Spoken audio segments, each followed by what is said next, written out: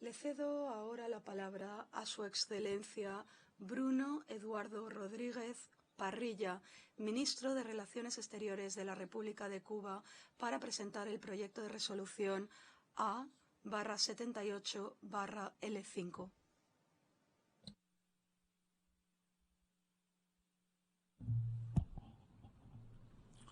Señor Presidente, Excelencias, distinguidos delegados, el bloqueo viola el derecho a la vida, a la salud, a la educación y al bienestar de todas las cubanas y cubanos. Lo sienten nuestras familias a través del desabastecimiento en las tiendas, las largas colas, los precios excesivos o los salarios devaluados. El gobierno hace grandes esfuerzos para garantizar la canasta alimenticia familiar normada, que no alcanza para satisfacer todas las necesidades, pero atiende las indispensables de todas las familias, sin excepción, bajo precios extraordinariamente subsidiados. Para el presente año, requiere para ello más de 1.600 millones de dólares. Solo con un tercio del monto de las afectaciones ocasionadas por el bloqueo entre marzo de 2022 y febrero de 2023 se habrían podido cubrir holgadamente esos gastos. El bloqueo priva a la industria nacional del financiamiento para la adquisición de maquinaria agrícola, alimentación animal, partes y piezas de repuesto para los equipos y la industria y otros insumos necesarios destinados a la producción de alimentos, que se ve gravemente afectada.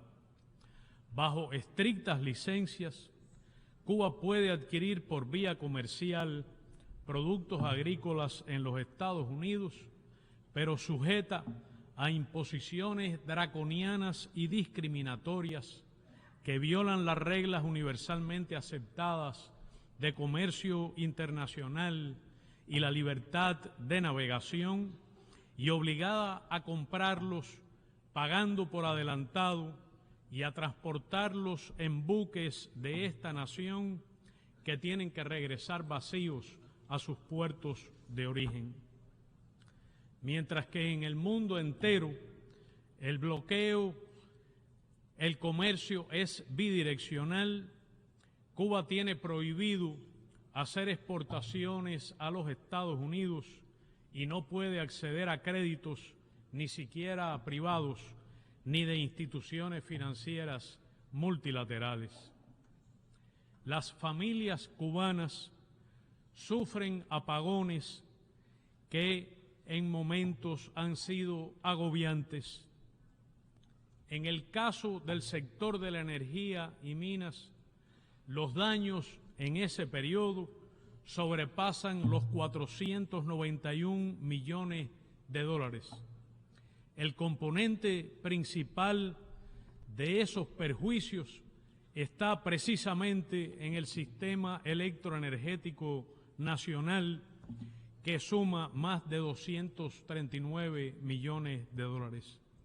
Con ese dinero se hubiera podido garantizar suministros y mantenimientos programados y las piezas de repuesto indispensables para evitar los cortes de energía y asegurar el funcionamiento de la industria eléctrica.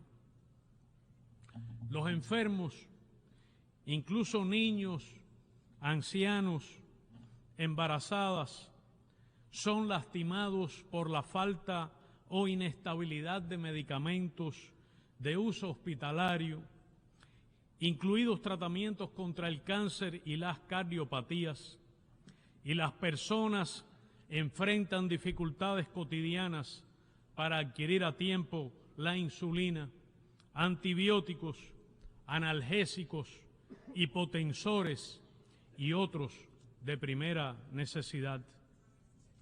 Nuestro país es capaz de producir más del 60% de su cuadro básico de medicamentos, niveles que no se han podido garantizar durante este periodo de recrudecimiento extremo del bloqueo debido al golpe artero a nuestras finanzas. Se impide a Cuba adquirir de compañías estadounidenses y sus subsidiarias en terceros países equipos, tecnologías, dispositivos y fármacos idóneos de uso final que nuestro país se ve obligado a gestionar a precios exorbitantes con intermediarios o a sustituirlos por genéricos de menor eficacia, incluso para recién nacidos y niños enfermos. Con el debido consentimiento familiar, compartiré con ustedes, con hondo dolor, la situación de María, una niña cubana de apenas 6 años, a quien se realizó una intervención quirúrgica para extraerle parcialmente un tumor de grado 4 alojado en el área intracraneal y ha recibido el tratamiento alternativo de quimioterapia para combatir la tumoración, pero no ha sido posible administrarle lomustine, medicamento estadounidense al que no es posible acceder debido al bloqueo y que junto a otros fármacos de primera línea para este tipo de tumores de alto grado que afectan el sistema nervioso central es el más eficaz tratamiento. Hoy, la pequeña paciente se encuentra en recaída y se le aplica un esquema de quimioterapia de rescate. Para ella, como para otros niños cubanos, el bloqueo sigue marcando la diferencia entre la vida y la muerte. Yadier y Abel son adolescentes de 14 años. Padecen de parálisis cerebral. Esta condición les provoca espasticidad como limitante de la función motora, movimientos involuntarios que no pueden controlar, lo que dificulta sus procesos de vida cotidiana. La consagración de sus maestros y otros profesionales que durante estos años los han acompañado ha permitido lograr la mayor funcionalidad posible, motora, intelectual, comunicacional y su máxima integración social. Sin embargo, cuán diferentes pudieran ser sus vidas si no se les impidiera acceder directamente en el mercado estadounidense a la toxina botulínica tipo A, fármaco inyectable que evita los espasmos y tiene resultados alentadores en este tipo de pacientes. Como muchos otros casos similares, ellos son víctimas directas del despiadado asedio a Cuba. Miente el gobierno de los Estados Unidos al afirmar que el bloqueo no impide el acceso a medicamentos ni equipos médicos. En los momentos más difíciles de la pandemia de COVID-19, cuando se había producido el pico de casos y nuestras salas de terapia intensiva estaban sobrepasadas en sus capacidades, a Cuba se le impidió importar ventiladores pulmonares bajo el pretexto de que las compañías europeas suministradoras son subsidiarias de empresas estadounidenses, lo que es sin dudas un acto cruel e inhumano y también una grosera violación de las normas de comercio y del derecho internacional. Cuba tuvo que desarrollar su producción nacional de ventiladores pulmonares con prototipos propios. La extrema crueldad del bloqueo quedó demostrada de forma brutal cuando se produjo la avería de nuestra principal planta productora de oxígeno medicinal en el pico de casos de COVID en nuestro país.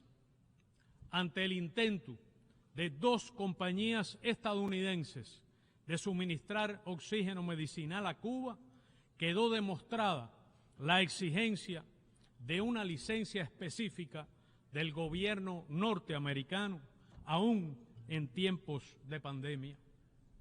Cuba dispone, además, de evidencia de las maniobras de agencias del gobierno de los Estados Unidos para impedir la venta a nuestro país de oxígeno medicinal por compañías extranjeras de 2 países latinoamericanos.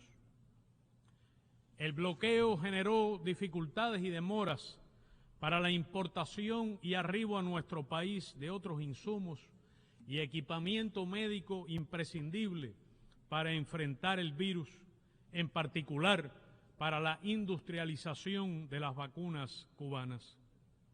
Durante la pandemia, el gobierno estadounidense aplicó exenciones humanitarias temporales a los países víctimas de sus medidas coercitivas unilaterales y otras sanciones. Pregunto, ¿por qué se excluyó a Cuba de ese alivio humanitario temporal? La realidad es que el gobierno de los Estados Unidos, de forma oportunista, utilizó la COVID-19 como aliada en su política hostil contra Cuba. El bloqueo califica como un crimen de genocidio, según la Convención para la Prevención y la Sanción de este delito, claramente tipificado en su artículo 2, incisos B y C. La aviesa decisión de fortalecer de forma inédita el bloqueo en esa coyuntura epidémica y aprovechar la crisis económica mundial derivada de la pandemia para promover la desestabilización del país revela con toda claridad la naturaleza profundamente cruel e inhumana de esa política. La hazaña de salvar y preservar la vida de nuestros compatriotas en tan difíciles circunstancias solo puede explicarse desde el esfuerzo gubernamental y colectivo de todo nuestro pueblo durante décadas para construir un robusto sistema de ciencia y salud de profundo carácter humanista y alta calidad, accesible a todas las cubanas y cubanos sin costo alguno. A pesar de que la atención al ser humano ha sido y continuará siendo la prioridad del gobierno cubano, es innegable y doloroso el impacto del bloqueo en la calidad de vida y los servicios que se brindan a nuestra población. Señor presidente, durante más de 6 décadas, Cuba ha resistido un despiadado bloqueo económico, comercial y financiero. Más del 80% de nuestra población actual solo ha conocido una Cuba bloqueada. El gobierno de los Estados Unidos no ha cesado en sus propósitos de privar a nuestro país de los ingresos financieros indispensables, deprimir el nivel de vida de la población, imponer una escasez continua de alimentos, medicinas y otros insumos básicos y provocar el colapso económico. Con saña y precisión quirúrgica se ataca a los sectores más sensibles de la economía y se busca deliberadamente infligir el mayor daño posible a las familias cubanas.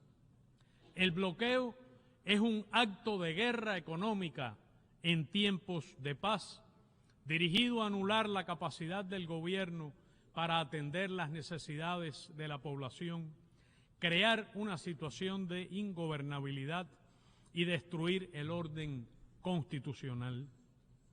Esos objetivos fueron claramente descritos en el infame memorando del subsecretario de Estado Lester Mallory del 6 de abril de 1960, desclasificado muchos años después, que cito: hay que poner en práctica rápidamente todos los medios posibles para debilitar la vida económica, negándole a Cuba dinero y suministros, con el fin de reducir los salarios nominales y reales, con el objetivo de provocar hambre, desesperación y el derrocamiento del gobierno.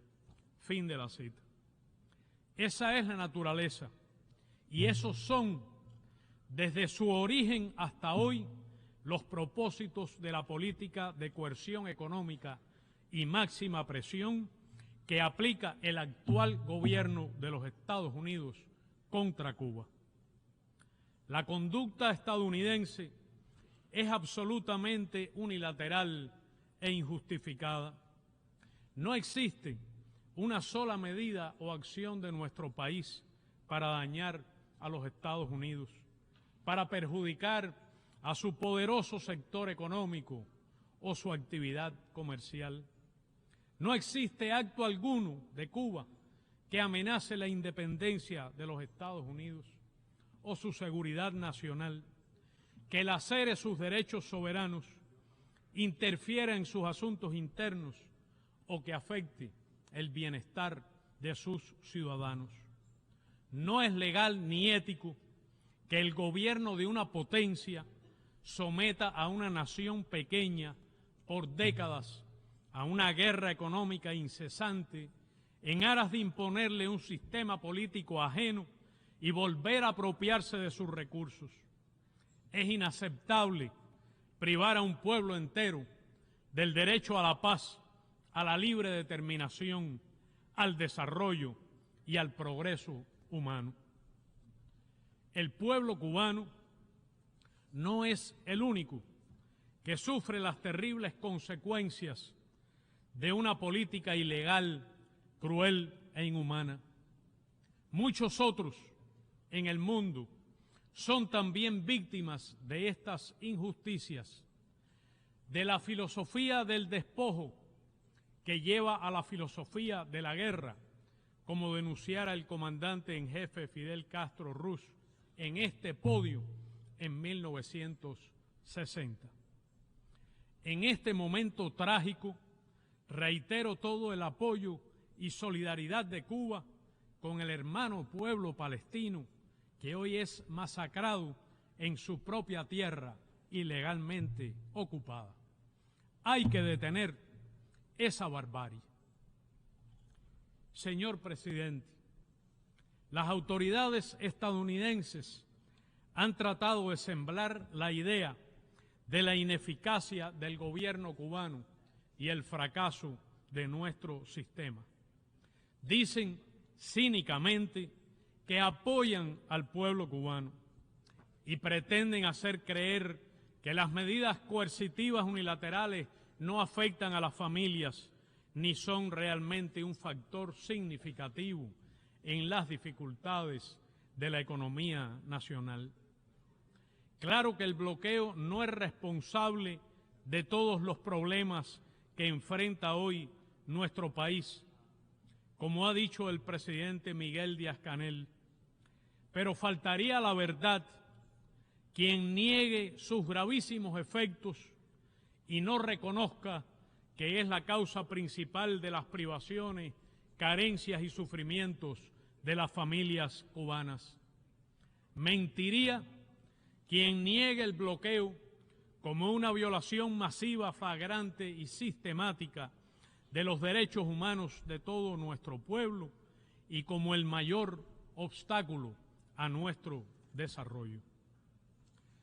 Veamos los hechos y revisemos los datos. Entre el 1 de marzo de 2022 y el 28 de febrero del presente año, los daños y perjuicios del bloqueo se estiman de manera conservadora en 4.867 millones de dólares. Esto representa un daño superior a los 405 millones de dólares mensuales y más de 13 millones diarios. De no existir el bloqueo, el Producto Interno Bruto de Cuba pudo haber crecido un 9% en 2022. A precios corrientes, los efectos acumulados en más de 60 años superan los 159.000 millones de dólares. Si el cálculo se hace a partir del valor del oro, alcanzan 1.337.000 millones de dólares. Son cifras extraordinarias para cualquier economía del mundo, aún más para una pequeña, insular y en desarrollo como la nuestra. ¿Cómo sería Cuba hoy de haber contado con esos recursos? Desde la segunda mitad de 2019, el gobierno de los Estados Unidos escaló el cerco contra nuestro país a una dimensión extrema, aún más perversa y dañina, y adoptó medidas propias de tiempo de guerra para tratar de impedir los suministros de combustible a Cuba, arreció los ataques contra la cooperación médica internacional cubana, incrementó el acoso a las transacciones comerciales y financieras en terceros mercados y se propuso amedrentar con la extraterritorial aplicación en cortes estadounidenses del título 3 de la ley Helms-Burton a inversionistas y entidades comerciales de otros países. Existen además una lista de entidades cubanas restringidas que afecta a la mayoría de nuestras compañías y también, curiosamente, de alojamientos prohibidos, única en el mundo, entre muchas otras prohibiciones y restricciones. En una economía internacional globalizada, no solo es absurdo, sino criminal que se continúe prohibiendo la exportación a Cuba de artículos producidos en cualquiera de sus países cuando tengan 10% o más de componentes estadounidenses y que se impida la importación a los Estados Unidos de productos fabricados en los países que ustedes representan si estos contienen materias primas intangibles o componentes cubanos. ¿Qué le ocurriría a otras economías, incluso de países ricos, si se les sometiera a condiciones similares? Señor presidente, Estados Unidos refuerza sus mecanismos de asedio a Cuba en el sector bancario financiero, mantiene la prohibición del uso del dólar y es incesante y obsesiva la persecución de las transacciones financieras en otras monedas, del comercio y las inversiones. La persecución se ha reforzado aún con la arbitraria inclusión de nuestro país en la lista unilateral del Departamento de Estado de países supuestamente patrocinadores del terrorismo. Fue una medida letal impuesta por el anterior gobierno republicano a solo 9 días de abandonar la Casa Blanca. El actual presidente demócrata hubiera podido y pudiera corregirlo mañana si quisiera con solo una firma. El gobierno de los Estados Unidos miente y hace un enorme daño a los esfuerzos internacionales para combatir el terrorismo cuando acusa a Cuba sin fundamento alguno. No hay un solo argumento válido y razonable para la permanencia de Cuba en esa lista espuria. Es inadmisible tal acción, en particular contra una nación víctima del terrorismo, que aún hoy sufre la impune instigación a la violencia y a actos terroristas desde territorio estadounidense y cuya conducta de firme rechazo y persecución a cualquier forma o manifestación de terrorismo es intachable y reconocida.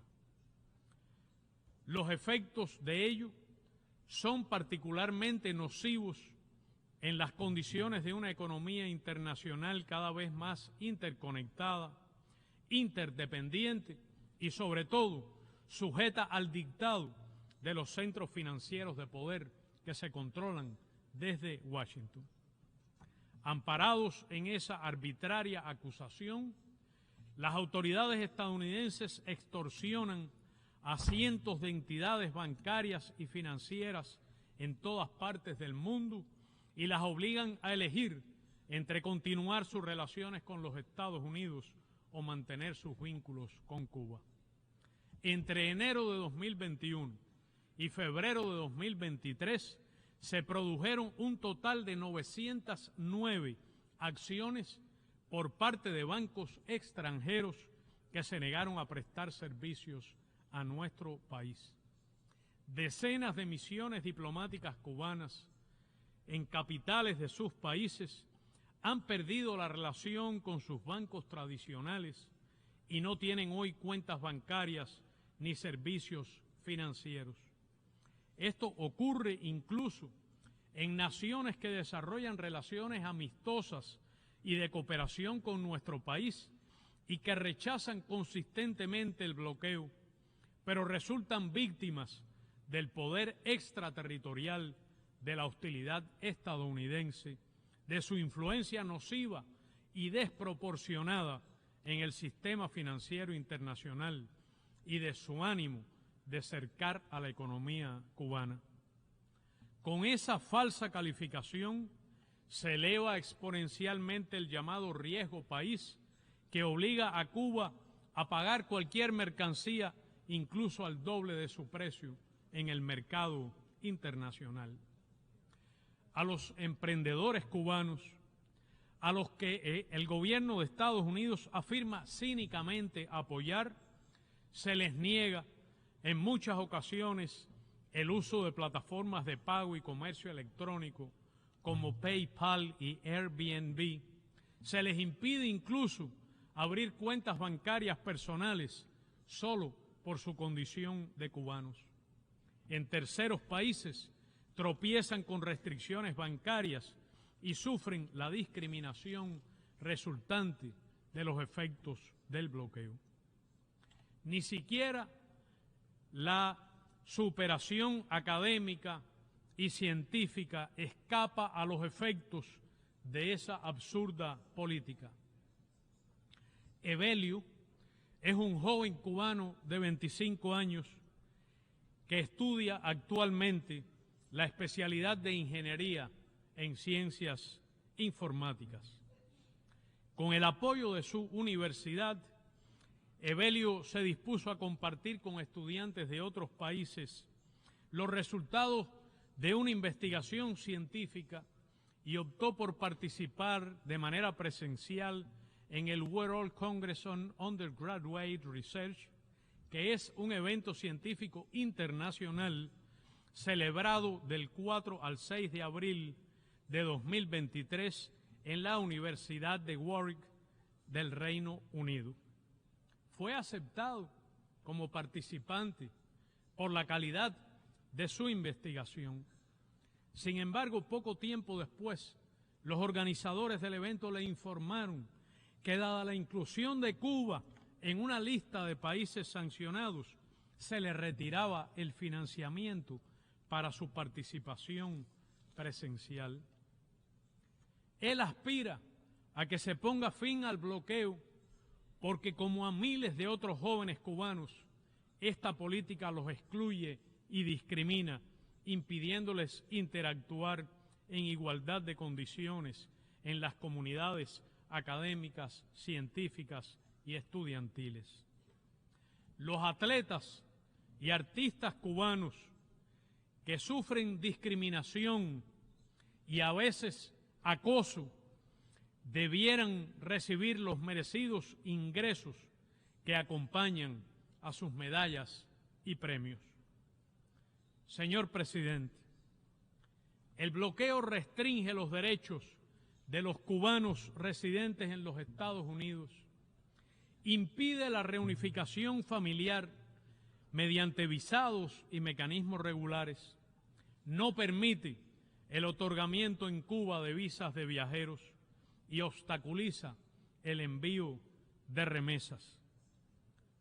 Provoca también incertidumbre y la búsqueda de la realización personal en otros países, incluso en familias de jóvenes con elevada calificación. Sin embargo, el incremento de la emigración cubana, con un costo doloroso para las familias y consecuencias demográficas y económicas adversas para la nación, está vinculado directamente con el recrudecimiento del bloqueo y también con el trato privilegiado que se dispensa por razones estrictamente políticas a los cubanos que arriban a las fronteras estadounidenses, sin importar la vía por la que hayan llegado. Es imposible comprender la naturaleza de los flujos migratorios de cubanos por países de la región con destino a los Estados Unidos sin considerar el peso de estos factores que se utilizan con fines de desestabilización, robo de talentos y descrédito contra Cuba. Es también evidente su impacto desfavorable en algunos países de nuestra área, cuando en ellos los migrantes cubanos se tornan irregulares y usan rutas inseguras y peligrosas o son víctimas del crimen organizado. Cuba abogará siempre por un flujo migratorio regular, seguro y ordenado. Está en manos de su gobierno, del gobierno de los Estados Unidos, modificar las causas estructurales de la mayor parte de la migración cubana, tanto regular como irregular. Sin embargo, el bloqueo, paradójicamente, cercena la libertad de viajar a Cuba de los ciudadanos estadounidenses e interfiere en su derecho a la libertad de información y de formarse su propia opinión. También discrimina, intimida y priva del sistema de visado automático, conocido como ESTA por sus siglas, a los ciudadanos de otros países que disfrutan de ese privilegio por el solo hecho de visitar a Cuba. Señor presidente, el recrudecimiento del cerco económico ha estado acompañado de una sostenida campaña mediática y comunicacional contra Cuba. Se emplean las nuevas tecnologías de la información y otras plataformas digitales para tratar de capitalizar las carencias que provoca el bloqueo y proyectar una imagen absolutamente falsa de la realidad cubana, desestabilizar y desacreditar al país. La cruzada mediática, fundamentalmente desde plataformas tóxicas, financiadas y asentadas en territorio estadounidense, está dirigida a alentar el malestar, crear la percepción de una crisis política interna, demeritar las instituciones del gobierno y lastimar los ingentes esfuerzos que el país realiza para superar los desafíos de una economía bloqueada. Es una guerra no convencional, cognitiva, a la que el gobierno estadounidense dedica de manera pública y notoria fondos multimillonarios del presupuesto federal y de manera encubierta cuantiosos montos. Su plan es perverso e incompatible con la democracia, la libertad y el derecho a la información que supuestamente preconizan. Señor presidente, el actual gobierno estadounidense da continuidad a la política inhumana instaurada durante la presidencia de Donald Trump y paradójicamente la ha hecho propia. En la práctica ha mantenido intactas y aplica con toda severidad las leyes y regulaciones que dan sustento y efecto a esta política, incluyendo las más hostiles e inhumanas. El bloqueo, recrudecido en extremo, continúa siendo el elemento central que define la política de los Estados Unidos hacia Cuba. El impacto extraterritorial del bloqueo lesiona la soberanía de todos los países que ustedes representan, distinguidos delegados.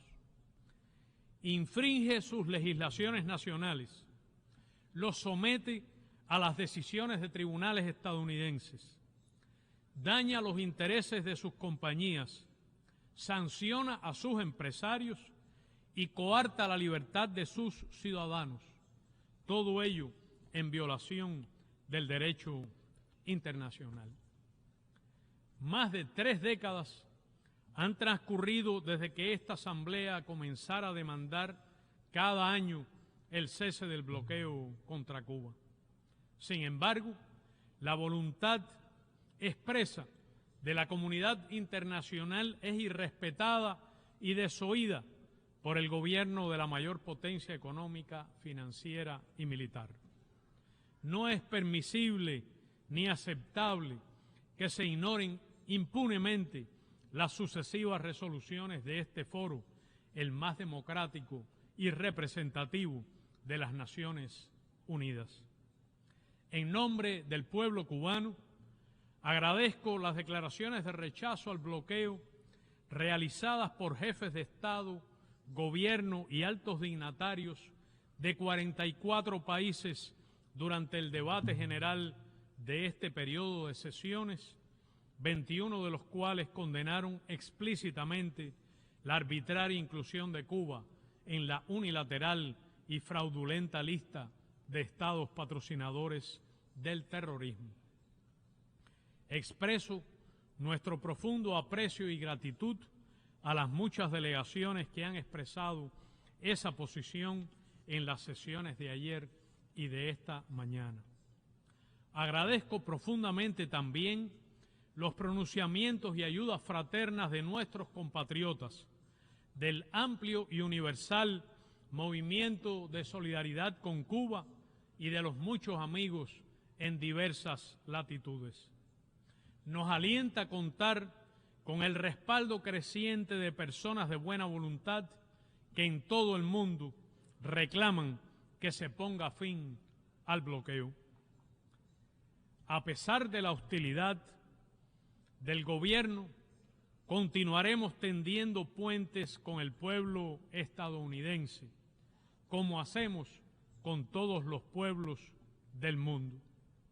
Fortaleceremos cada vez más los vínculos con los cubanos residentes en el exterior y en breve acogeremos la 4ª Conferencia La Nación y la Emigración, que contribuirá a profundizar el diálogo entre el gobierno cubano y nuestros compatriotas. Señor presidente, los colosales desafíos no nos amilanan. El pueblo cubano no cejará en su empeño de honrar, engrandecer y defender la patria libre y soberana. Continuaremos nuestro esfuerzo transformador y revolucionario en la búsqueda de salidas al cerco que nos impone el imperialismo estadounidense y de vías para avanzar hacia la prosperidad con justicia social, apoyar la transformación de nuestras comunidades y sostener y ampliar los programas sociales. Seguiremos garantizando la creciente participación de nuestros jóvenes y de todos los ciudadanos en los procesos políticos, económicos, sociales y culturales de la nación. Ningún otro pueblo ha debido asumir un proyecto de desarrollo en semejantes condiciones, bajo agresión tan sistemática y prolongada por parte de una superpotencia. Pero Cuba continuará renovándose en la construcción de una nación soberana, independiente, socialista, democrática, próspera y sostenible. Señor presidente, excelencias, distinguidos delegados, al ejercer en breve su voto, ustedes no solo estarán decidiendo sobre un asunto de interés vital para Cuba y para cada familia cubana.